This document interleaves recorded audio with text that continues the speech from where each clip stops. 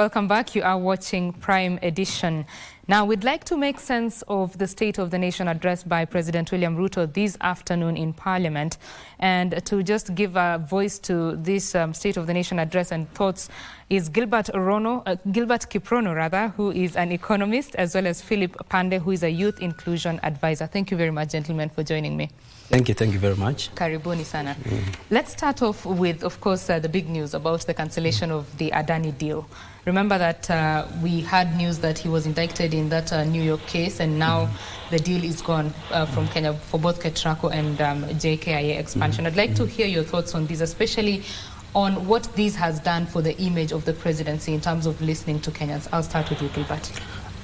Thank you so very much. I want to say that the president's address to actually cancel what the deal which had already been put for Adani it has come in timely.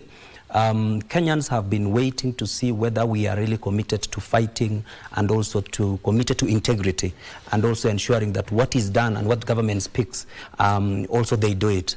What has happened is that we and actually Kenyans outside there have been hearing and they have seen and there are many deals that this Adani actually has entered into outside overseas, and we've seen and we've heard that and of read in the news that they have been questionable. The integrity of Adani is questionable. However much we are trying to sanctify and talk about Adani being a good person to be able to enter into deals and even support this country, I think Kenyans were waiting for the president, his actually remarks, and also his comments as to whether we'll proceed to pursue the other route where we are talking about we want to fight corruption, we want to enter into integrity that we need to do as a country, but also veer away from it. But I think this one is welcomed by Kenyans, and I think even personally I'm very enthused and happy that at least the president has been able to listen to Kenyans. I think that is what I would say. Right, thank you. Philip, your thoughts on that? Very well, many thanks, Betty, for having me this night. I want to say that the president in his opening remarks and his speech entirety today was first an admittance and an acknowledgement that listening is paramount. And indeed in his fourth statement he says that he acknowledges that listening is a full-time occupation in leadership. And I think with that in mind, then the president is bound to make, I think, proper judgment and proper decisions owing to the fact that he listens and commits to act on things that are stated or brought up by Wananchi. In that very speech, the president acknowledges that Kenyans are somewhat ahead of government in many things, and so government has to catch up with the nation, the citizenry, in what we do. And I dare say, Betty, that the population in Kenya is far much informed. People have access to internet and access to, various pieces of information across the globe. Before many of us knew about Adani, many Kenyans that have a capacity to access the internet and, have information at their fingertips were already sharing. And, Adani deal was made public by the citizens, not the state.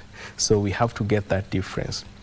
I'm glad that the president got to the Damascus moment where he has to really face the reality, not just what Kenyans are saying, but what the global landscape is saying regarding the investments by the Adani Group and their conduct, not just in Kenya, but in America, in Asia, and elsewhere across the globe.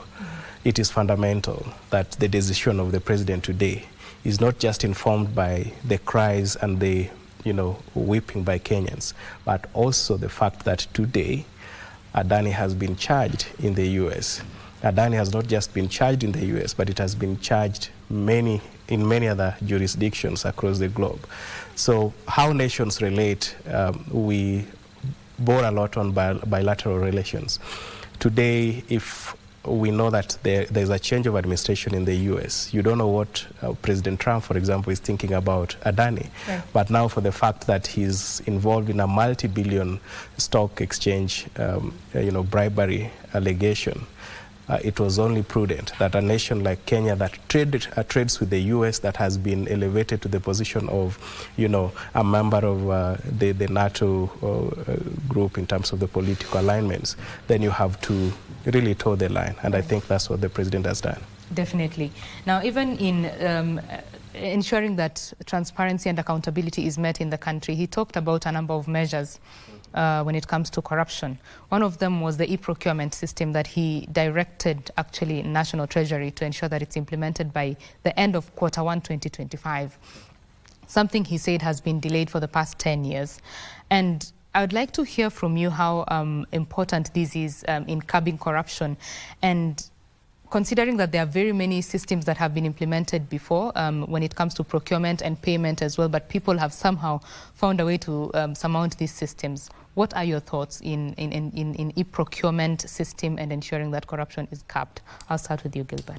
Thank you very much. I think where the nerves and where the corruption actually starts is where we start from the procurement stage. Where we've had a lot of cases, a lot of scandals, including even the KEMSA scandal, actually speaks to the procurement, the loopholes within the procurement systems. I would say that in and before, and the commitment that actually had been shown even by the governments before, is that to ensure that they try to mitigate corruption. And I would say that I think we have failed for quite a while. We have failed for so many years. Addressing this issue of procurement is very important because, one, if it had actually been addressed before, if these procurement systems were in place, I would say that it will reduce the touch where you can say that you want to bid for something, you would have to call somebody, you will have to use the people you know within the company, and I think this system actually will address that. I want to believe that the system had been made not to work, and actually the implementation of the system had been made not to work. But if the government of the day decides and sanctions and ensures that this system works, I'll tell you it will work. And if the president is to go by his words, I think he will make it work. And if it works, then it will actually mitigate the corruption scandals that we've seen and we've had across the country, and which actually kills the spirit. You know, we Kenyans are paying taxes. We want to feel the value of the taxes we pay. We are in the dispensation where every other day there are policy directives to be able to expand the tax base in this country. The question that people keep asking themselves is that after paying this tax, then where will it end? Is our money safe? But if we pay our taxes and see the services outside there, if we pay our taxes and see and also see the commitment with the political class to mitigate and even to reduce corruption and make the institutions that are charged with that mandate of actually dealing with graft. And I think the president has mentioned that the institutions that are independent should be able to do their work, should be able to ensure that this works. I think the National Treasury and the CS has no option but to make sure that it passes, it makes sure that this e-procurement actually comes to a closure and is implemented across. And this will be able to enable the systems, the robust systems that are there within the government. And I want to laud what happens in terms of the digitization. We can't be talking about digitizing everything, but when it comes to this simple matter of procurement, we still want to wait. We still want to do the manual things. I think gone are the days when we have to go manual. We are talking about the digital age, and I think my brother has spoken to this, that this is an era where somebody can be able to even take a copy and scan and send out that, so-and-so was able to bid, people influence. And I think it's high time that we started thinking, even as leadership in this country, of walking the talk. If we walk the talk, then I would say that we will be safe as a country. Thank you. One of the institutions that is very important in the fight against corruption is the judiciary. Let's just get a story on the judiciary's take on the Adani case, and a section of Kenya's illegal minds are tonight reacting to the cancellation of the government's development deal with the controversial Adani Group. While some have welcomed the move, others are questioning the timing of the move. A series of petitions have been filed in court seeking the cancellation of the deals, which petitioners said were unconstitutional.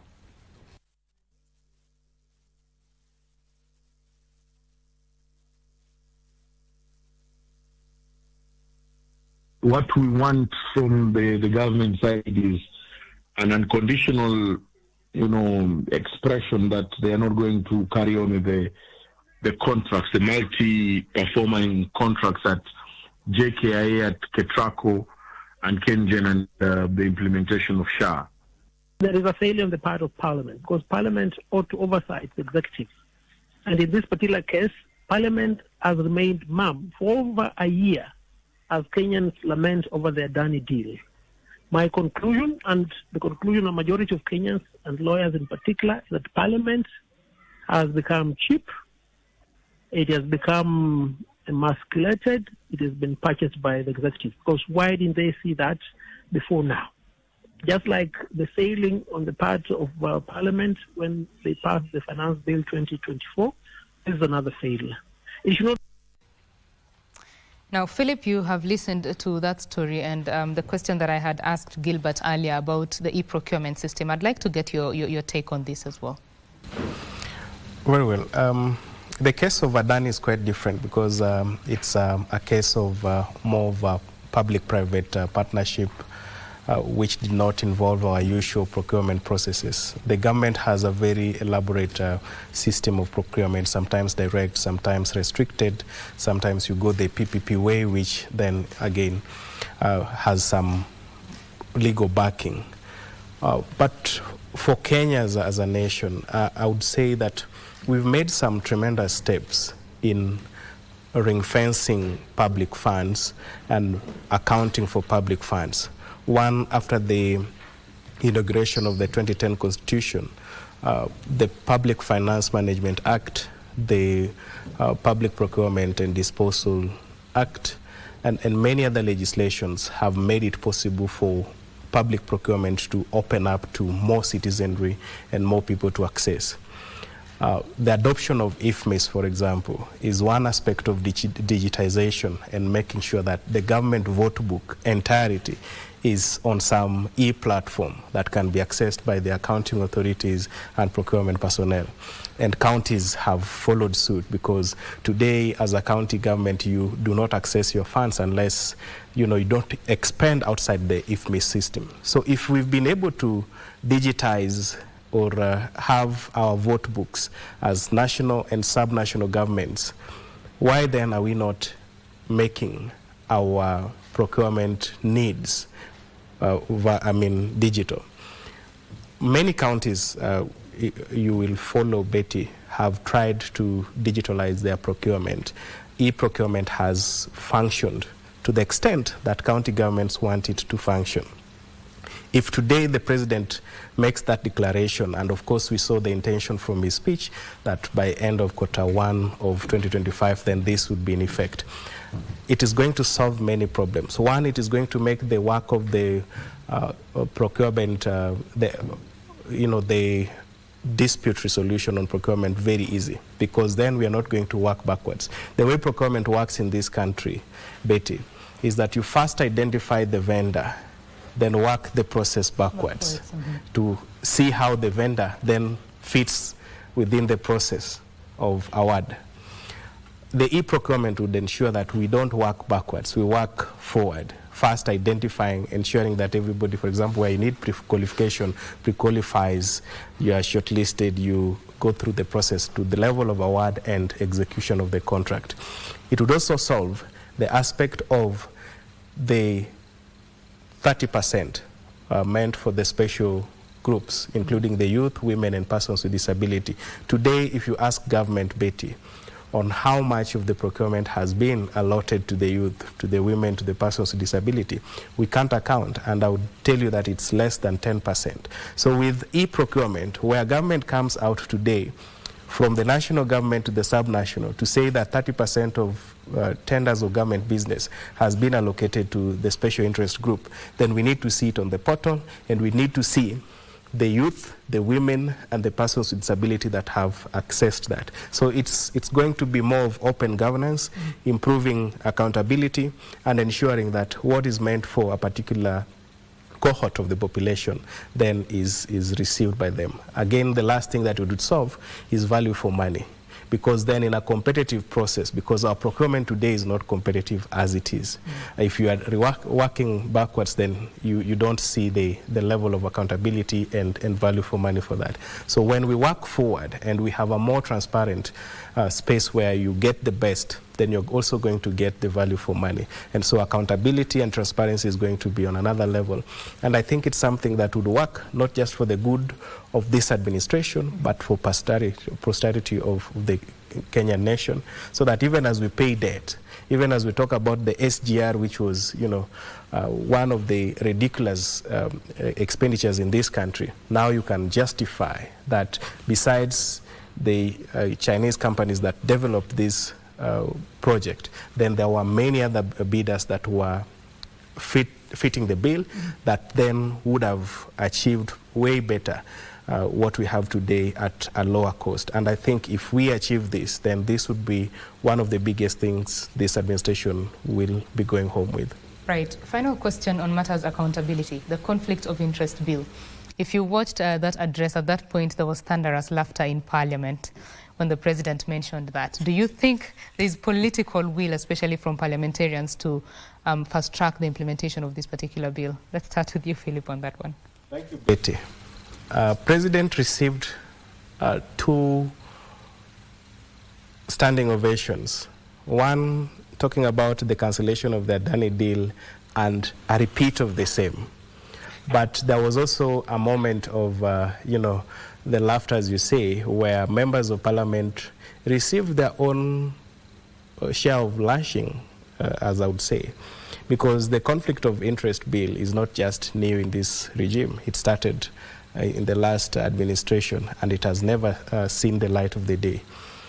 The president was candid today, one, acknowledging the journey that we've walked since 2022, the troubles that the economy has had in terms of the cost of living, issues to do with the health, which is still a thorn on the flesh, issues to do with the education sector, both CBC and the university funding. One key issue that the government must deal with and Parliament must deal with on its part is the conflict of interest bill. Last week, I think we all saw the opposition leader, the Right Honorable Raila Amolo Odinga, saying that members of Parliament are developing roads and inviting the president to commission or launch those roads. Why would an MP be involved in procuring and implementing a project for that matter, and then that same project is launched by the presidency? It is a huge conflict of interest, and the National Assembly and Senate were both conflicted on the issue of failure to pass this bill. Let's see how they react in the coming days, so that members of Parliament, for example, play their oversight and legislative role and leave business and procurement and other services to private citizens that can execute and deliver value for money for the citizens. Thank you, Philip. I'll give you, Gilbert, a chance to answer that question when I come back to you in a little bit.